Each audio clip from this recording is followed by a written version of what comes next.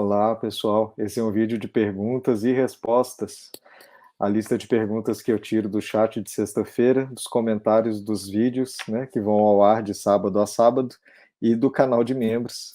Tudo bem contigo, Jordelei? Pronto para responder todas as perguntas como uma enciclopédia? Enciclopédia, não sei do que. Mas vamos lá, vamos tentar.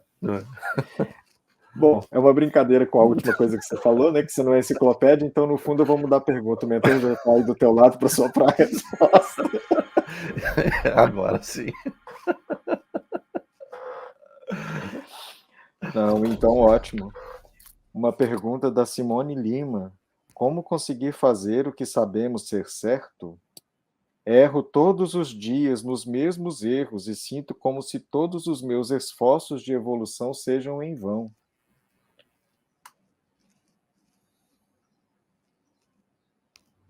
Bem-vindo ao clube, né? Eu estava pensando em responder isso. Minha querida irmã, o problema da humanidade é esse. É por isso que a gente fica girando. Eu deixei, claro que tem algumas pessoas que talvez vão achar isso um tanto liberal demais, mas eu deixei de me preocupar tanto com os meus erros. Claro que eu tento evitá-los, né? Eu faço um esforço interno para evitá-los, mas quando eles ocorrem de novo, eu entendi que isso é referente à minha imaturidade diante do conhecimento que eu tenho. Veja, por exemplo, uma aula de matemática. Nós aprendemos a subtrair, a multiplicar, né? E somar e diminuir, isso é uma conta mais fácil. Mas subtrair, né, e multiplicar, às vezes, mesmo nós sabendo todo o mecanismo, o resultado não sai certo. Às vezes a gente ia lá, tinha toda a fórmula correta em uma prova, em um exercício de química ou de física, e a gente ia lá no final e chegava no resultado errado, né? Mas o procedimento todo estava correto. Então, isso quer dizer que você entendeu o procedimento, mas que em algum momento está ocorrendo algum desvio. Isso não é não ter aprendido. Isso é, às vezes, não prestar atenção, né? Então, o erro não tem problema de ocorrer. Sempre que errar, o primeiro passo é nós entrarmos em estado de revolta conosco mesmo, tá? Isso não sei contigo, comigo ocorre. Mas logo em seguida, quando eu me acalmo, eu agradeço a Deus e peço para que Ele me mostre com mais clareza aonde eu estou errando, né? Agora, isso quer dizer que eu vou acertar na próxima? Não, não. Porque tem um monte de fatores envolvidos. A minha condição emocional do momento, a minha condição de vida do momento, as vontades internas que eu tenho, porque os grandes erros nossos ainda são de ordem moral, né? As nossas falhas ainda são de ordem moral. Então, a cura moral, ela é muito difícil e ela é muito lenta. E às vezes, a prova de que nós estamos melhorando é de nós termos aguentado uma vírgula a mais do que na vez anterior. A gente foi um pouquinho além essa vez antes de tropeçar. Esse pouquinho além é uma vitória gigantesca nas questões morais, né? Porque a gente começou a relutar contra a nossa tendência, né? Que ainda é forte, mas nós já começamos um trabalho de luta interna para mudar a tendência. Isto é vitória, isso é conquista. Então, não se preocupe, não se condene por cometer isso. Agradeça por você se dar conta que você está fazendo isso. Porque antes nós fazíamos e não nos dávamos conta.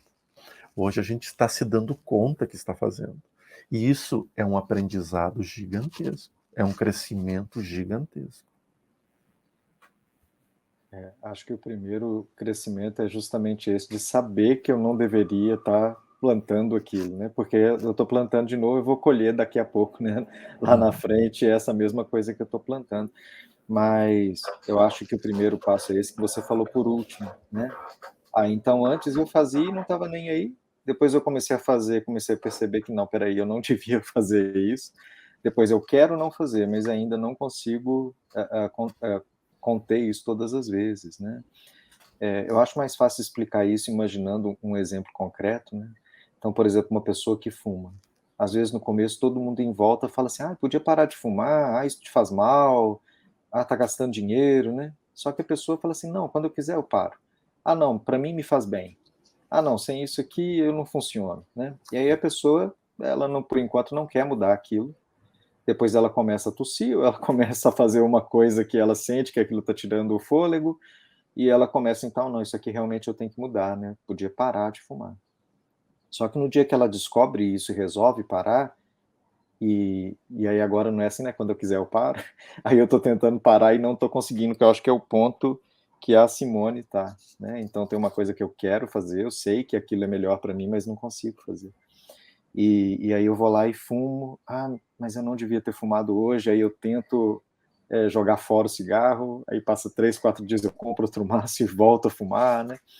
Então eu fico nessa luta para mudar meu comportamento, só que mudar o comportamento não é o final, né? A gente tem que entender assim, esse comportamento ele vem de algo, que existe uma dinâmica dentro de mim que faz eu ter aquela escolha de comportamento. Então, é um processo de mudança, né? Até um dia que a pessoa realmente briga com aquilo, não vou fumar hoje, vou pôr o cigarro aqui em cima e não vou acender, né?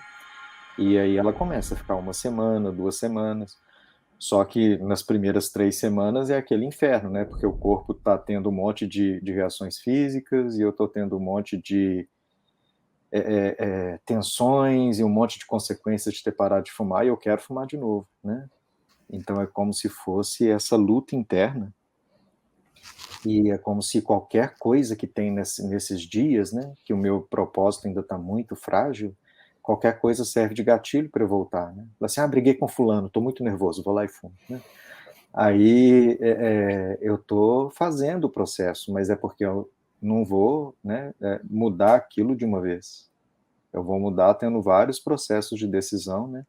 Até um momento que realmente eu tive aquele ciclo que eu tomei a decisão, é aquela pessoa que vira para você e fala assim, a última vez que eu fumei já tem anos, e hoje eu nem penso nisso mais, né? Ela concretizou a mudança. Mas não é como se fosse assim, aquele momento do estalo que foi o principal, né? Todo esse processo foi necessário e foi o principal. Para mudança moral, então, às vezes é algumas vidas, né? Não é uma só. Podemos ir para Ok. outra. Então, a Patrícia Saldanha fez uma pergunta. Perdão, eu vou pular essa pergunta e passar para a próxima, que eu acho mais diferente da anterior. A Ana Cruz Ferreira perguntou: como ter forças e ajudar minha filha que tentou suicídio?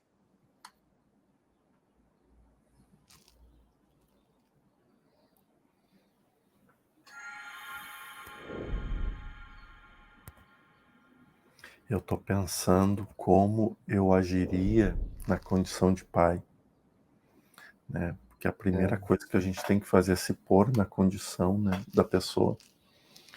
E A gente sabe que é uma dor gigante, né? Mas justamente por nessa hora eu senti, né? Se eu sou pai ou mãe, eu tenho como se fosse uma autoridade sobre aquela pessoa, não é? Então, de uma certa maneira, eu tenho um papel de tentar mudar a cabeça dessa pessoa, de ter uma influência sobre essa pessoa, né? Então, realmente, a minha posição é uma posição chave, né? Mas imagina, assim, que não fosse essa situação. A minha filha, ela sofreu um acidente, eu tenho que ajudar, né? Não tem outra pessoa ali perto. Não tem socorrista, ligou para os bombeiros, mas eles ainda vão demorar. A primeira coisa que eu tenho que fazer é sentir que eu estou equilibrado. Porque se eu não estou equilibrado, como eu vou ajudar a pessoa que está ali, né? Então, não tem ninguém, nessa hora a gente sabe que pai e mãe criam uma força de onde não existe, né? Então, uma situação dolorosa, eu não tenho a força, mas eu crio a força, e eu chego perto da pessoa e falo assim, ó, fica calma, não se mexe, né? Tá lá num acidente, eu tô pensando em um acidente. Não se mexe, socorro tá vindo, fica aqui comigo, respira, onde que tá doendo, né? Se eu consigo colocar a pessoa deitada no chão, eu coloco a pessoa deitada no chão, tento afrouxar a roupa para a circulação ficar mais fácil. Essas coisas de primeiros socorros que são até intuitivas, né? Não pode mexer na coluna da pessoa. Mas ali na hora eu crio uma energia de ajuda que começa do equilíbrio. Né? Então eu acho que é isso que é a primeira coisa que a pessoa tem que cuidar nela mesma. Fala assim, olha, para eu conseguir ajudar o outro, eu tenho que me equilibrar, né? Eu tenho que ficar pelo menos com uma aparência externa de estar bem, né? Não no sentido de estar feliz, mas de estar tranquilo e de estar firme para conseguir ajudar o outro.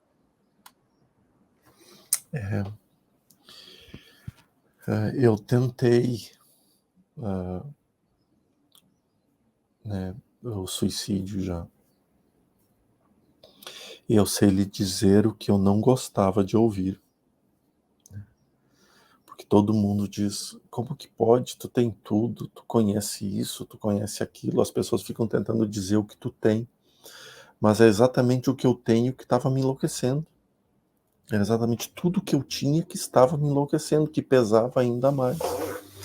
E a dor que a pessoa que está tentando fazer isso é tão intensa que a gente não consegue raciocinar.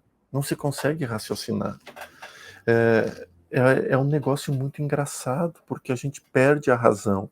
A gente sabe que é errado, mas a gente perde a razão. E então, o que me ajudou muitas vezes, muitas vezes não, nas vezes o que me ajudou é eu ter amor, né, por alguma coisa. Na última vez foram meus filhos. Então, quando eu pensei em que eu não veria meus filhos mais, eu não veria eles crescer, então eu parei, né? Parei, virei as costas e fui embora. Mas eu tive algumas pessoas próximas a mim que elas nunca me condenaram, que elas nunca falaram nada, apenas me abraçavam e choravam junto, né? E às vezes não de forma literal, né? Mas demonstrando a preocupação, demonstrando carinho e não condenando, não colocando mais um peso. Então, como mãe, como pai, acho que eu abraçaria o filho e, e falaria o tempo todo a ele que eu amava ele, que eu amo ele e que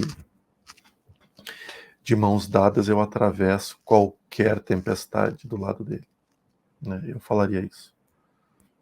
Não há tempestade, nem que chova canivete, faca, espada japonesa, que eu não sei o nome, não importa, né? Passar numa nuvem de bala de fuzil, eu passo do teu lado, né? Isso eu falaria, né? Muito bem. Eu acho que essa resposta é bastante importante e tem uma conexão com a próxima pergunta, mas para não dar muita sequência no mesmo assunto, eu vou trocar um pouco de tema. A Vera Pontes, ela disse, era um dia de jornada da mediunidade. Robson, esse medo tomou conta de mim, medo de mediunidade. Eu recebi uma mensagem dizendo que eu tinha missão de psicografia. Meu Deus, me senti incapaz. E até hoje essa situação me consome, é muita responsabilidade. Jordelei, seu mentor pode me orientar em relação a essa minha missão, a da psicografia?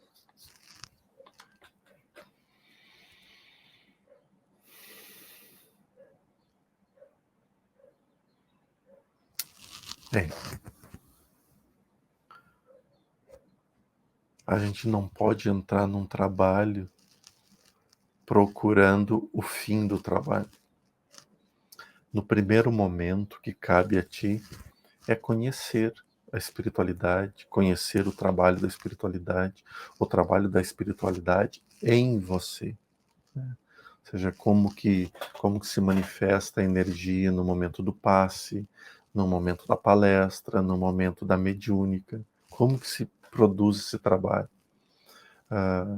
Porque a mediunidade, ela é sim um compromisso, mas é um compromisso nosso, de nós conosco mesmo, porque ela vem para nos ajudar, né? Ela vem para nos proporcionar um trabalho redentor. Então a mediunidade tem esse fator.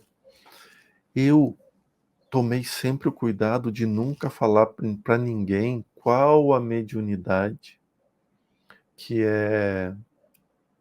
a pessoa é portadora, porque isso lá atrás também foi feito comigo.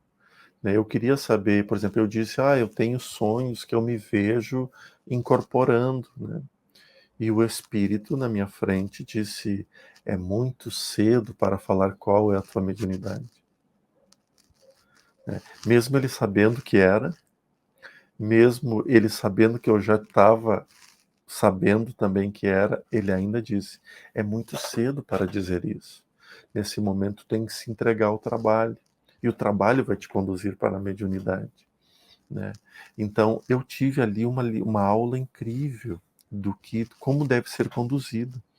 Não tema a psicografia e não pense na psicografia, porque nesse momento tu pode bloquear todas as outras faculdades que viriam para ti, porque tu está pensando só na psicografia. E quando nós estamos abertos, né? Senhor, aqui estou, que seja feita a sua vontade. Né? Aí pode ser que surja uma outra mediunidade antes da psicografia. E ela venha tirar exatamente esse medo e te preparar para este trabalho. Mas eu não estou dizendo que é este trabalho, só estou dando um exemplo, né, de direção. Confie na espiritualidade. A espiritualidade sabe o que faz. E ela sabe como fazer. Só confie. Acho que a gente pode encerrar esse vídeo. Podemos, sim. Apesar de ainda não ter 20 minutos. Não, está ótimo. 17. Tá lindo. Meus queridos irmãos, é com muita alegria que nós realizamos mais um estudo.